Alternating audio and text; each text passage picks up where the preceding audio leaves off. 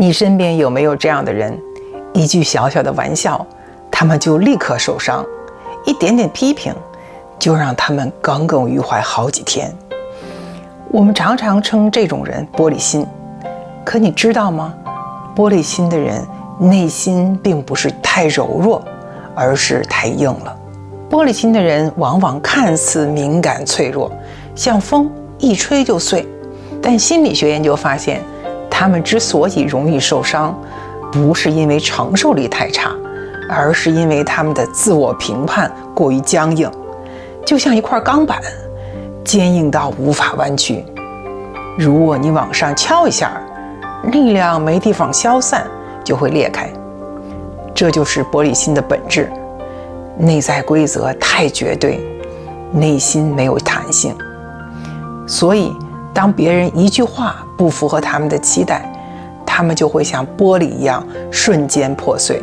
玻璃心的人心里常有3个绝对化的声音：第一，我一定要被喜欢，别人只要有一点点不满，就会放大成全盘否定；第二，我必须完美，一旦有人指出错误，他们就觉得我整个人都不好了；第三，我不能输，别人哪怕无心的比较，也会被解读成羞辱和打击。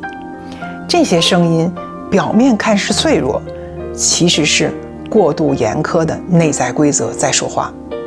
规则太硬，心就会碎得快。玻璃心的根源往往在童年，很多人在小时候经历过过度严格的评价。考试90分，父母问，那丢的10分呢？做错一件小事儿就被责怪，你怎么这么不懂事儿？想表达情绪时被告诉别矫情。久而久之，孩子学会了我必须符合别人的期待，否则就不值得被爱。这样长大的人，外表或许很敏感，但内心早就筑起了一堵铁墙，时时刻刻盯着自己，你不能出错，你不能被拒绝，你不能输。这种心太硬的生存方式会带来很多痛苦。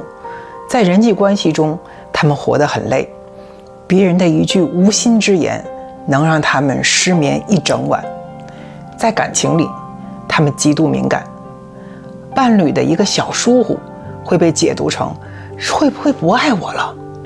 在工作上，他们怕批评，怕比较，不敢尝试，怕失败，因为一旦出错，就像整个自我被否定。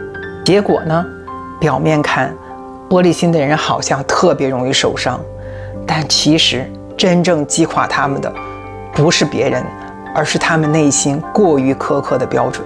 如果你觉得自己有玻璃心的倾向，不用自责，因为这代表你其实很在乎，只是你需要学会一件事：柔软。首先，允许自己不完美。当别人批评你时，其实不是全盘否定你，而是针对某件事儿。不要把我做错了变成我不值得。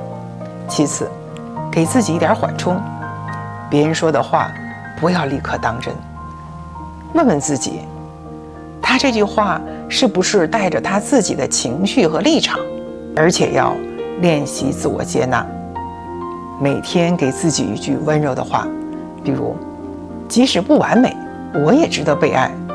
这句话会慢慢把心从僵硬变得柔软。真正的坚强不是把心变成钢铁，而是让心像水一样柔软流动，却有力量。玻璃心不是脆弱，而是因为内心太硬，没有弹性。